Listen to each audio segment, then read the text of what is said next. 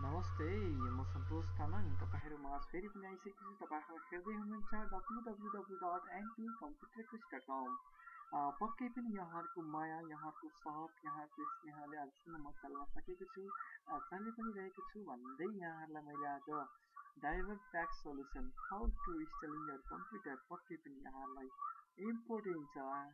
खाना खानुको लागि नुन हाल्नुपर्छ भने जस्तै तपाईँले कम्प्युटरमा पनि हाम्रो कुनै पनि एउटा ड्राइभर हालिनौँ भने पक्कै पनि त्यो कम्प्युटरले काम गर्दैन र त्यसले गर्नुपर्ने सपोर्टहरू पनि गर्दैन र हामीलाई आफ्नो चाहिने प्रोग्राम पनि चलाउन हामी सक्दैनौँ जुन ड्राइभर किनभने त्यो ड्राइभरको बारेमा मैले बिहान पोस्ट गरेको थिएँ र कतिपय साथीहरूले गर्नु पनि भएछ। कतिपय साथीमा जानेर सन्तोषजी हामीले डाउनलोड गर्न आएन, कसरी गर्ने हो भन्ने कुराहरू पनि गर्नुभयो। तर कतिपय साथीहरूले पर्सनल रूपमा पनि माग्नुभयो र मैले उहाँहरूलाई सरी पनि भनेर इन्भाइटेसनहरू पनि दिएँ।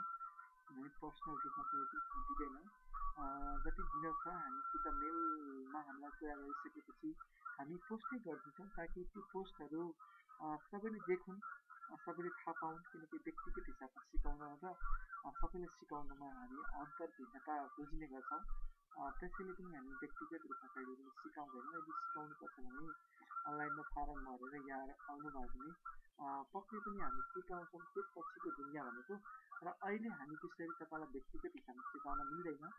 त्यसको लागि यहाँमा पर्न गएको असुविधाको क्षमा प्रार्थी पनि हामी माग्न चाहन्छौँ भन्दै म तपाईँहरूलाई ड्राइभर सोल्युसन प्याक कसरी डाउनलोड गर्ने र त्यसले गर्ने काम के हो त भनेपछि म तपाईँलाई लाइभ स्क्रिन देखाउँदैछु, लाइभ भिडियो देखाउँदैछु। तपाईँहरू हेर्दै गर्नुहोला र मैले तपाईँलाई सबैभन्दा पहिला गुगलमा लगेँ र मैले यहाँ इन्स्टल गरेको छु ड्राइभर प्याक सोल्युसन। तपाईँले यहाँ हेर्नुभयो होला,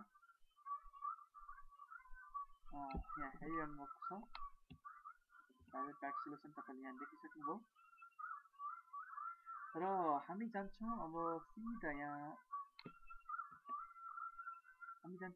यहाँ driver pack best drive installation सफ्टवेयरमा क्लिक गर्छौँ र मैले यहाँ क्लिक गरेँ र यो खुल्दैछ। अलिकति मेरो नेटको पनि समस्या भन्नुपर्छ होइन, बिचको ठाउँ हो, पक्कै पनि समस्या त भइ नै हाल्छ। र यो तपाईँहरूले पनि बुझ्नुहुन्छ कि यो विदेश हो, विदेशमा सोचेको जस्तो कहिले पनि हुँदैन, यो तपाईँहरूले बुझ्नु पनि भएको छ। र म प्राय कुराहरूमा एकदमै बढी बोल्ने गर्छु, यसमा तपाईँहरूलाई पनि कुनै स्क्र्याचहरू भयो होला। सन्तोष तामाङजीले त खालि कम्प्युटर टिप्सको नाममा धेरै आफ्नै कुराहरू चाहिँ बोल्नुहुन्छ भनेर कहिले पनि नभन्नुहोस्। किनकि यस्तो कुराहरूले तपाईँहरूलाई अलिकति दिमागमा कुनै पनि कुराहरूको थप भएको ठाउँमा यसले मिलाउने काम गर्छ भन्न पनि एउटा पर्ला तपाईँहरूलाई। ओके, ड्राइभर प्याक सोल्युसन खोलिसकेको छ। अब यसको डाउनलोड गर्ने तरिका भनेको सबैभन्दा पहिला त हामी ड्राइभर प्याक फुलमा जान्छौँ। र अर्को एउटा कुरा के छ भन्दा ड्राइभर प्याक अनलाइनबाट पनि तपाईँले अपडेट गर्न सक्नुहुन्छ आफ्नो भएको भर्सनलाई पनि। भने हामी सिधा जान्छौँ कहाँ भने ड्राइभर प्याक फुललाई डाउनलोड गर्छौँ। हामीले यसमा क्लिक गऱ्यौँ र गर्न साथ यहाँ तपाईँको ड्राइभर प्याक अफलाइन टोरेन्ट भनेर डाउनलोड हुन्छ। र यसलाई हामी डाउनलोड गर्नको लागि सबैभन्दा पहिला तपाईँको टोरेन्ट इन्स्टल, जुन मैले यहाँ डेस्कटपमा देखाएको छु, यो टोरेन्ट डाउनलोड हुन एकदमै जरुरी छ।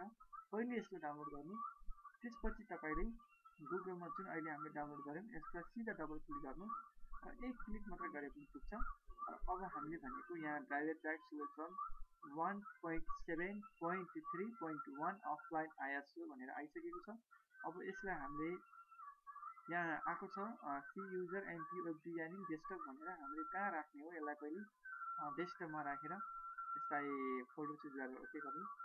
मैले पहिला नै गरिसकेको छु, डाउनलोड राखिसकेको छु, त्यसैले म यसलाई क्यान्सल गर्छु। र तपाईँले अब यसलाई यहाँ ओके गरिदिँदाखेरि तपाईँको यहाँ डाउनलोड हुन्छ। यो टोटल्ली 11 GB 7.को छ, तपाईँलाई यो फुल भर्सनमा दिएको छ। र तपाईँले डाउनलोड गरिसकेपछि काहीँ आफ्नो इम्पोर्टेन्ट डाटाहरूमा सेभ गरेर पनि राख्न सक्नुहुन्छ। र डाउनलोड गर्ने तरिका यो हो, मैले तपाईँलाई देखाएँ। र यसमा केही टाइम पनि लाग्न सक्ला, धेरै जिबी पनि, र तपाईँलाई धेरै समयसम्म काम पनि गर्छ यसले। र हामी जान्छौँ इन्स्टलिङतिर। मैले गुगल पनि क्लोज गरेँ र मैले अघि नै अलरेडी डाउनलोड राखिसकेको छु। र ड्राइभर मैले खोलेँ र मैले ड्राइभर प्याकलाई राइट क्लिक गरेँ, राउन्ड इन्स्टलमा क्लिक गरेँ र यसमा क्लिक गरिदिएँ र यहाँ खुल्छ। अब मैले खोलिसकेपछि तपाईँलाई म देखाउँछु। कसरी चाहिँ हामीले स्टाइलिङ गर्ने भन्ने विषयमा तपाईँलाई देखाउँछु। यहाँ हामीले प्रोग्रामहरू पनि क्लिक गर्न मिल्छ, सबै कुरोहरू गर्न मिल्छ।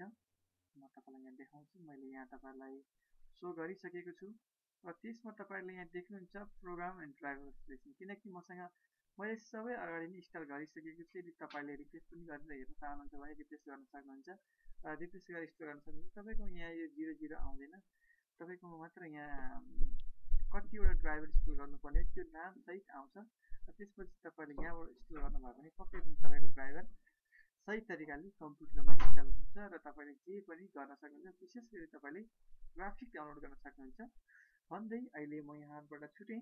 हामीलाई सब्सक्राइब गर्दै गर्नुहोला र फेरि पनि यहाँले नयाँ भिडियोहरू जानकारी पाउनुहुनेछ भन्दै पूर्ण आशाका साथ म यहाँबाट अहिले ओरिजिन परेँ। हस्त धन्यवाद। सब्सक्राइब एन्ड कमेन्ट लाइकहरू यहाँहरूको सुझावहरू दिँदै गर्नुहोला। हामी यहाँलाई कन्टिन्यू त भिडियो दिँदै जानेछौँ। धन्यवाद।